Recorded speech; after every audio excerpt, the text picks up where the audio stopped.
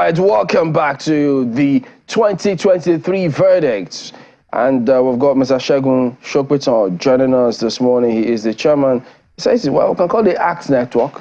Good morning. Thank you for coming on. Thanks for having me, Chamberlain. Well, ACT is quite apt. Yeah, absolutely. might add. Well, that's Accountability, Candor, and Transparency Network. What's with the candor about it? I mean, look, honesty. We're just saying good governance in Nigeria, and we need our public officials, Nigerian society in general, to be accountable, to be transparent, and to be honest. So obviously there was a play on words as well to achieve ACT. But in politics, yeah, isn't candor rather a relative term? Because they will always tell you, they say, well, this is what it is, but we know it's to serve their political interest. I mean, we have 60 years of political history to tell us that candor is needed desperately in our public life. So regardless of what any politician tells you, it's up to us as citizens to hold them accountable and ensure that they're dealing with us with honesty. How much candor have you noticed in the build-up to these elections across board? That's a difficult question. I mean, like you say, it's a relative term. Politicians are really they really deal with candor, especially in these parts. All over the world, actually, but excuse me, but especially in these parts, because their interests usually don't align with the public interest. So at the end of the day, they find themselves, twisting and turning into pretzels just to maintain the airs they would like to push across to us. So to find candor in public service, it's rare, but we do see it every now and then. What about on the part of the electorate? That's an interesting question. Because I think that the electorate believe that they deal with themselves and with situations in society with candor, but I'm not so sure. Yeah, because I mean, are we really true to ourselves? Yeah, I mean, it's a good question. You hear people come up on one breath and say, oh no, this party has done this. We cannot do this with this party. And the next thing is you have over 300,000 people queuing behind, in the state, for instance, behind that candidate. And then you hear another group of people all rooting for the same candidate. In fact, they root for all the candidates, no matter how good or bad opposition or opposing alternative views may think that they are. People say that politics as a game generally, whether on the part of the politicians or on the part of the electorate and the citizens, it's a very emotional process. It's a very emotional thing. And people are really logical, when they're dealing with political questions and political considerations. So you find that invariably and over time, other considerations come into play. And people are unwilling to admit that those are the things that are driving their decisions. So, for example, in this election, most people are simply queuing behind the person who is from their religion or from the tribe. But they claim that, they've been very logical, they've been very objective in arriving at their decisions. And, any observer would say, no, but you're not being logical. Let me ask this. I mean, you know what's going on with a lot of people these days living in the country. What happened to Jackpot, for instance? Why are you still here? Maybe I'm too old. If you were younger, would it have been different? Maybe. Uh-oh. Yeah, maybe. Oh, dear. Yeah, maybe because, I mean, if you look at the country today and you having traveled several times and know what's happening in other parts, it's very tempting to want to leave and just go to a place where things are sane. A lot of people that are living are just living for normalcy. You just want normalcy. A lot of things are abnormal here. So you find that the majority of people that are left either don't have a choice or, well, there are other things tying them down. So it's just unfortunate. It's our situation at the moment, and we have to just relate with it.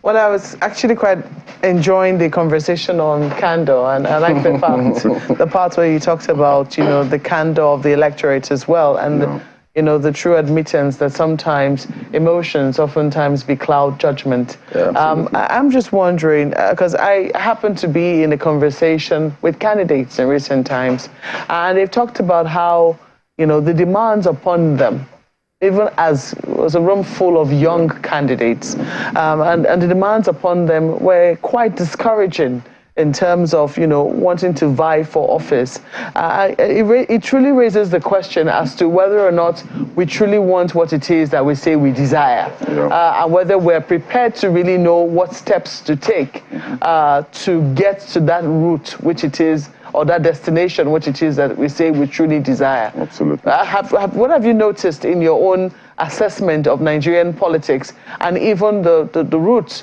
for anyone to be called a politician or to actually hold public office?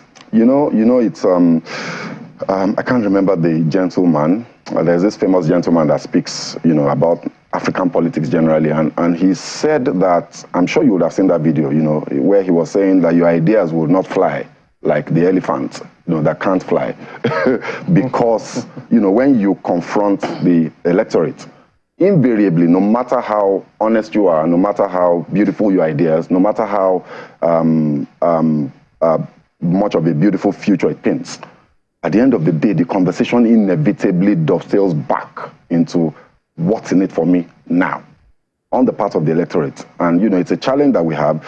I think that the reason for this is not perhaps too far-fetched. I've always said that we're here because people brought us here. It was almost deliberate, over time. We find that majority of the people making these decisions are impoverished. They're poor.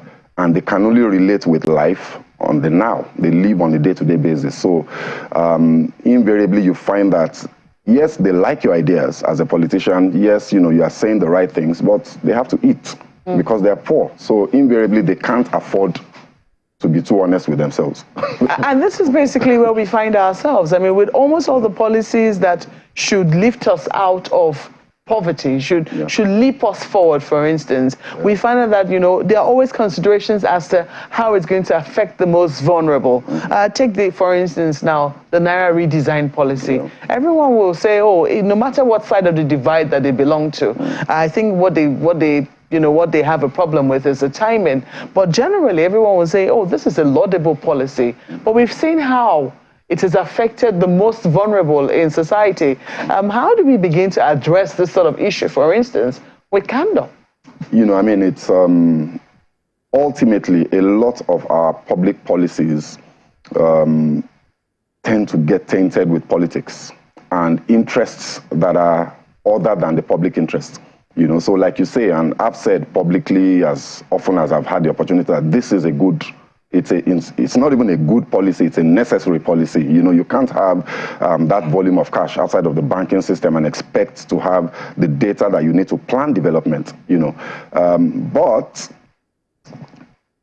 then the politicians get into the game and you see governors flying up and down, meeting the president, and you wonder, where have these governors been, since we've had the fuel scarcity, for example? Where have they been, since people have been struggling to get their PVCs, and, we hear all these conversations and you realize that there's something more at play, so other than the public interest. The suffering of the masses is perhaps not the key consideration for policymakers when they're making this policy. So somebody is targeting somebody with this policy, regardless of whose ox is God, regardless of the collateral damage. And as we can see now, the collateral damage has been tremendous. It's a fantastic policy, it's necessary, but the implementation has left too much to be desired. And I think that maybe the CBN should have done better. And I think this is the problem with a lot of our policy issues. So dealing with them with candor becomes a bit difficult because there is something else at play other than just the honest public good. Is that from the side of the CBN or the side of the politicians? Where you see this? I think it's both. I think it's both. I think that, if I was the CBN governor, wherever that idea came from, I would have told them this is not practicable within the time frame. Because I did the numbers. For you to push out 3.2 trillion naira, if you are replacing all of the old currency with new ones, or let's say half, if you are replacing half of them, even 1.7 trillion, you would need to be pushing out about 50 million naira per day, per bank, per state, every day. When you do that number, you need 90 days of 50 million every day for 90 days. And they started the swap in December 15th. Till now, that's still less than 45 days. So this was always a calamity waiting to happen. So the CBN didn't you know, didn't relate with this situation with candor, with honesty, to tell the president, for example, that, sir, you know, this won't work. This is going to create problems. The CBN has all the data. They have all the financial intelligence, you know, from the field to know how this thing would have turned out. So they didn't relate with candor. And then, of course, the politicians are only looking at this from their own side of the prism. Like, how would it affect them on election day? Can you blame them? Yes, I can. I have to blame them. It's my job to blame them. Well, I know somebody who could blame the Auditor General, the people not obeying that report with candor. Well, let me head down to Lagos. I mean, they know themselves. Go ahead. Well, thank you. Well, since we are talking about candor, and Malkwe, you've taken Mr. Shupriton to the Naira redesign thing, let's talk with candor about the people's reaction to it as well. There are those who have cited the exploitation of Nigerians by Nigerians, which has created another market altogether. People say now there is the Naira dollar market, and then there is the Naira to Naira market. That wasn't something created by the CBN or the government. It's as a result of government action, no doubt. But talking candidly now about the way the people themselves have reacted to that and consequently begin to exploit each other, literally turning against each other. How much candid or not could that have been? You know, I have always been of the school of thought that you should never blame citizens for the actions of governments. You know, for every action, as we, you know, used to say, there is an equal and opposite reaction, and sometimes the reaction is not even equal and opposite. Sometimes it's more. You deliver your reaction with interest. So in this situation and in other situations like this, if you create a scarcity, it's just inevitable. It's the way of nature. People will predate. People will try to take advantage and undue advantage of that scarcity situation. Black markets in any field, in any market, will be created when there is an inadequate supply of whatever it is that you are distributing, be it cash or rice or dollars, whatever, you know, and that's why we have a parallel market till today in Nigeria. It's simply because, you know, the dollar supply is not enough. So if you find yourself in a situation where Naira cash is not available adequately for people to do their day-to-day transactions, the black markets will emerge and people will profiteer as much as they can. It is the duty of government to regulate and to ensure that the things that need to happen will happen to prevent these things from happening. It's just the way of nature. Nature tends towards disorder. I mean, it's the principle of entropy. You know, if you leave everything, you know, as they are, inevitably and invariably, things will decay. You know, so in this situation, the central bank needed to have made enough cash available before, you know, embarking on this policy. And in failing to do so, they created this madness that we're experiencing now. I can never fault, you know, I'm not defending the people that are doing these things, but you cannot leave society to the honesty of the people. The societies don't work that way. Societies will work because people fear consequences. So where there's a lack of consequence management, then these things will happen. And I think that's what we're seeing. Well, I apologize for making it look like I'm putting you on the spot, Mr. Shupriton, but still on that matter, if this is how we react, I mean, I'm not in any way, manner, shape, or form making a case for government. Government has its job cut out for it, and as we always say here, you've got the job, you've got to do the job, otherwise you get queried. And that's what Nigerians have been doing over time. But I mean, we all know that every society gets the kind of leadership it wants, one way or the other. So there are those who would argue, if this is the way we as Nigerians are reacting to an unfortunate situation, what's to stop these average Nigerians who find themselves in positions of authority to not do just exactly the same thing they are complaining against now, or even worse? They will. I mean, and that's the point I'm making. If they can, they will. It's just as simple as that. Where there are no institutions to prevent bad behavior, people will behave badly. It's just the way life works, you know. So we must not push the narrative that says that people should be good. Yeah, we know that people should be good, but this is a moral question. It's not a governance question. Governance is never, you can't get good governance by expecting people to be good. You get good governance by pushing and insisting that government should do what they have been paid and hired to do. So if people are reacting this way, if they get into office, they'll probably do exactly the same. If there is no anti-corruption agency breathing down people's necks, they will steal as much money as they can. It's really just that simple. So, like I said before, I wouldn't want to say too much about how Nigerians are behaving. I think it's bad. I think it's bad that we're exploiting the situation. I think that we're creating hardship. I mean, I got 5,000 naira from a PS operator just yesterday in this, in the FCT here, and the person charged me 1,000 naira for getting 5,000. Yeah. I mean, I was, there was not 20%. 20%. Wow. And I just laughed. I laughed it off, and I collected the money because I needed to. It's crazy, but I can't blame the woman because she paid. I mean, I know how this chain works. I have friends within that sector, and I know that she also paid 15% to a bigger agent, to a super agent, and that person paid somebody somewhere, maybe in the bank, maybe a branch manager somewhere. So what's the CBN doing about it? It's the job of the CBN to prevent these things from happening, and other regulatory agencies, rather than Mr. Shokwiton, speaking of the job of the CBN, good morning, Mr. Shokwiton. Good morning, Mr. Shokwiton. Ironically, good morning, we've been through Mr. this before in the early 80s. Guess who was in office when this happened? The last swap, I think, happened under the administration. I have to check that of this same president, all the way back. And we had a scarcity like this as well. But of course, that was a military era. So if you try to profiteer too much, you know where you'll end up, which exactly makes the point. The fear of consequence is why people behaved well, so and that's the problem we have now. There's simply no fear of consequence. Yes, good morning, Mr. Shokwiton. Speaking of the job of the CBN, so many voices have contributed to the conversation, particularly since Nigerians began to experience difficulty in accessing their money. And some of the voices were to the effect that the CBN has autonomy, to execute, to design and execute this policy. Have you seen that autonomy play out?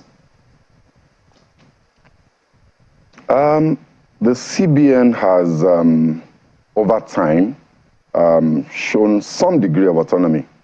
That, I think that the president should be commended for that. I think to a large extent, he's left the CBN to run, their policies, their monetary policies, for example, changing of the MPR rates 5 times in the last 1 year, for example, to battle inflation. Nobody is interfering with that. But there are some decisions that they make, and you realize that there is more at play. For example, why did the central bank governor have to go to Aso Rock to see the president to get an approval for a 1-week extension? That shouldn't have been necessary. The CBN Act gives him all the power that he needs. He didn't really need the president's permission. He needed to just inform the president that, in view of what is happening, in view of the outcome of this policy, we have to extend this deadline by so and so. He needed to have carried the president along because the buck stops at the president's desk, but not to go and brief him and then get his permission. I think that speaks to some measure of meddling by the political class in monetary policy issues. But by and large, the CBN has operated with a relative amount of autonomy. But on this issue, I'm not so sure that they've been autonomous with their actions. And speaking of which, some members of the political party, the ruling party too, also have admitted that the president also, in approving the policy, talked about political considerations being, one of the things that informed the execution of the policy. So that, to that effect now, does it still give validity to the currency redesign? And given this amount of difficulty that Nigerians have had to experience, how can Nigerians then hold the CBN and by extension the administration to account, since we're talking about accountability? Well, I had a conversation with some colleagues, you know, in the civil society yesterday, and we were talking about this exact point. There are several instruments that you can use to hold governments to account. One of them is protests.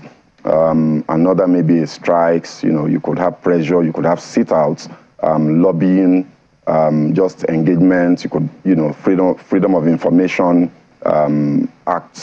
activations, and all of that. You could go to court to get orders, you know, to force governments to do things. In this instance, there's very little that the citizens can do to vent their anger and their frustration, and that's why I think you see the reactions that you see in different parts of the country now. People are simply frustrated, and they're using the only thing that they feel they can use in this instance, and it's unfortunately violence. People are reacting violently, and you know, from the information that we got, you know, from our different sources and members across the country, you find that wherever you go, there's hardship. You know, there people.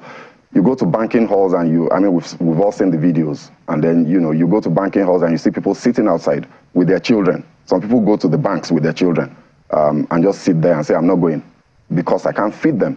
You know, so what can these citizens do? Holding government accountable in a situation like this where the very livelihood of citizens have been threatened, you know. Precisely, Mr. Shokpito. People are being pushed back to their base instincts. Precisely. How can a hungry man fight? And it's just 2 weeks to the elections. What impact will this have on the elections? It's very concerning what's going on now. And I think that we all need to be vigilant and ensure that this issue is resolved before the elections. And like you say, I mean, the elections are just barely 2 weeks away now. We can't have this situation, you know, during the election. So obviously, well, the president has promised a week, and I think 2 days have passed since that promise. So we hope that, you know, this will be resolved. And I think that I would like to say that the president needs to be a bit more decisive, because I think we all know what's going on. We know that this scarcity is not only the fault of the CBN. We all know, I mean, maybe we don't all know, but I can say on good authority that a lot of the cash that should be in the public domain right now is in people's vaults, is in people's bedrooms right now as I speak. New currency. You know, the politicians are bribing branch managers, you know, to collect the new currencies at the expense of the public. And the government has to act and do something about it. I think that the level of scarcity we're seeing is way beyond just a logistic challenge. It's not just because the CBN has not provided enough. Yes, the CBN has not provided enough, but the scarcity we have now is simply more than, it can't be explained away by that. You know, so the president, through whatever agencies they want to use, I know that the EFCC, the ICPC, and even the DSS has been getting involved in this, but I think they really, really need to do more. Majority of this is coming from high-stake political players, and the government has to by extension take the bull by the horn, and yeah. By extension, do you now see vote buying that was one of the goals, which was to deter? Do you see it happening on an even larger scale than intended? It happened on a larger scale because the policy, you know, fortunately or unfortunately, depending on how you want to see it, has created a scarcity of cash. You know, we had 3.3 trillion naira cash, of which 2.5 or thereabouts was outside of the banking system, sitting in people's houses. You know, now the CBN says they've mopped up about 2 trillion. You know, so that's a good thing, and they haven't replaced that 2 trillion with another 2 trillion. So, which means that, excuse me. Which means that a lot of that cash has been mopped up. So that will definitely impact the vote buying game by the politicians, but it will still happen. I just don't think that it will happen on the scale, you know, that we've seen in the past. Unfortunately, we've had to pay a very dear price to achieve that, and I think that the government should have done better in how they've gone about addressing that problem. Well, Mr. Shokpito, how will this impact people's choices during this election. And here is why I'm asking this question. Now, you would recall that in the past few years, we haven't had fuel scarcity before in December for quite a number of years until this last, December that we had. And a number of other issues, of course, have arisen as a result. There are those who are, alleging that maybe this is just one way of making a class of politicians look bad in order to pander to the whims and caprices of some other candidates, on the ballot. There are those who are saying, of course, you heard all kinds of things said by various candidates, and various, people in political parties saying this whole thing is just politics. But I don't even know how you see Nigerians sifting between politics and the reality that they have to face on a daily basis from all of these. It's amazing how the human mind, excuse me, it's amazing how the human mind works, One would have thought that this would be a very simple and straightforward thing. You have a government in power. They are responsible for everything that is going on now. I mean, you can't play the blame game in this situation. We don't have fuel. We don't have electricity supply. Now we don't have cash. There's no other person to hold responsible other than the government of the day. And one would have thought this was obvious. So even if you want to make excuses on their behalf, like somebody that I spoke with yesterday, a taxi driver, said like, this is the work of saboteurs. This is the work of people who really who want this government to fail. And I find that argument a bit disingenuous because, your job, you should know that people will try to sabotage you. You should know. So the administration, the PDP administration of Goodluck Jonathan, all those years back, used to say these exact same things with pipeline vandalism and what have you. And they will blame saboteurs, they will blame, economic and political saboteurs. And the response that they got from Nigerians was, no, it's your job to prevent sabotage. It's your job to put in whatever systems and processes you need to put in place to checkmate those guys. You should know that they will try. But it's not that simple. Nigerians will make excuses for this government if they have decided that they're going to vote for this government based on other, like we were saying earlier, based on other considerations, based on their religious leanings, based on their tribal sentiments, they'll vote, regardless of, so even people that are on the queues in the banking halls, people that you'll be surprised that the man that was crying and wailing in the banking hall and the one that's stripped naked, in the banking hall, will probably still go join the queue on the 25th and maybe vote this government. It's just the way the human mind works. It's not logical. If you just take a strict logical decision, you would have said, no, we need to punish these guys for the punishment that they are meting out to us. We need to vote them out. But it's never that straightforward. So all right, I don't think that this will make much of a difference. Okay. Well, just this one thing before I throw back to Chamberlain and Malkwe. Chamberlain started by playing on the name of your organization, Candor. So let's talk about the three words there: accountability, candor, and transparency. Talking from the people's perspective, because I repeat this, and I know it is something that you're well aware of. If people do not act with accountability, with candor, and with transparency, and they find themselves in government, they will repeat the very things that they are complaining about now. In your opinion, I know that the Constitution of the Federal Republic of Nigeria is very clear about certain things that we have to do as a people. Section 24 is clear about the duties of the citizen.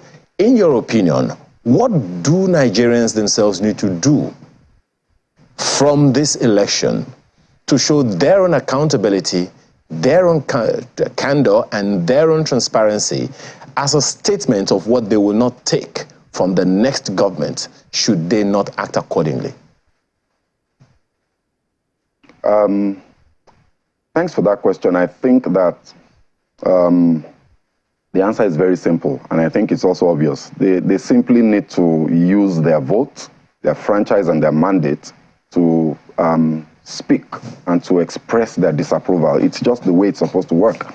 And I'm sure you would have seen the video the Minister of Housing, the current Minister of Housing, during the campaigns in 2014, where he said that, people should vote out, the last administration because they were not performing. And then he went further to say that if we also fail, that you have a duty to show us that we failed by voting us out.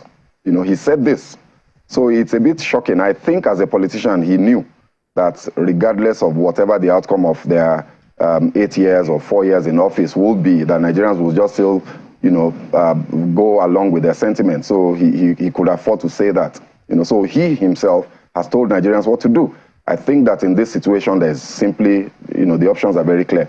It's either you go along with whatever other sentiments and considerations you have and keep these guys there so that they can continue, or, you can look, there are other options on the ballot. There are 18 presidential candidates, 18 parties and 16 presidential candidates, I think. So, the options are there, but I'm not so optimistic that people will go along those lines. I think we'll still get what we'll get.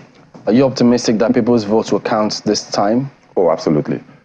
And I think we cannot overemphasize this. We can't stress it enough. I was listening to the INEC gentlemen that were here, and I really need to say that INEC needs to be praised.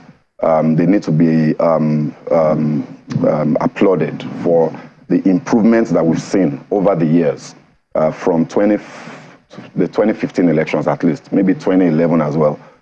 If you cast your mind back to the ignominious days, 2003, 2007 elections, and then you look at where we are now, you just have to say kudos to INEC. So I always say to people, things have changed. Your votes will count. So please go out and vote. Now, votes have been counting for a while now. Yes, they have. Okay, they have. This is despite this is despite what we've seen in Osun elections, where some votes were cancelled owing to overvoting. So you don't think that will have any effect whatsoever on the elections? I think that invariably politicians will be politicians, and they will always try to game the system. They would always try to subvert the process. It's just the way they run, especially in these parts, even other parts of the world. But I think that those actions will not have substantial impact on the outcome. I think that with Beavers, with IREV, with the central server, with transmission, the Electoral Act, even the overvoting provisions is a very strong one. It simply tells the, and what's happened in Osun, I'm very glad about it, because the politicians now know what will happen if you actually try to, bring in people. The votes will simply be cancelled. So I'm very confident that politicians will do what they will do as usual, but people's votes will count, and whatever the results of these elections are will be the expression of the will of the people. And I think we can't say this enough, because as we know, the factors at play right now kind of replace this 1979 scenario. And there are people who say that the outcome at the end of the elections, there might be some issues if certain candidates don't win. I think it's important that we post-election scenario. Post-elections. I think it's important to continue to reiterate that the elections will reflect the will of the people. So if your candidate loses, he lost, regardless of, which party that might be. And there will be only one winner, as we always will say, and about 17 losers. You're thinking whether to say fortunately or unfortunately. You caught me. I think it's fortunate. I think we can only have one winner, and it's a good thing. And I really think that another thing we also need to point out is, if anybody feels that the elections were rigged, what INEC has done with all of this technology and what the Electoral Act 2022 has done is that, unlike in the past where gathering of evidence to overturn elections was very difficult, it's going to be pretty easy now. The data is there, it's available online, it's on a server somewhere, so proving rigging will be much easier now. So people should just, just hold your... But should we be looking at a government of national unity? I mean, just to make everyone feel, they all have great ideas, don't they? Absolutely, and I think that one of the candidates has been saying this. I don't know if I believe he will do it. If whoever wins needs to bring everybody on board. It's one of the biggest mistakes that the Buhari administration made in 2015. Whoever wins must build bridges and bring people from other tendencies together to say, look, it's one Nigeria that we're trying to build. It's a Nigeria that works for all, and we need everybody, all hands on deck. All right, Mr. Segun Shogbeton is the chairman, Accountability, Candor and Transparency Network. Thank you for your time today. Thanks for having me.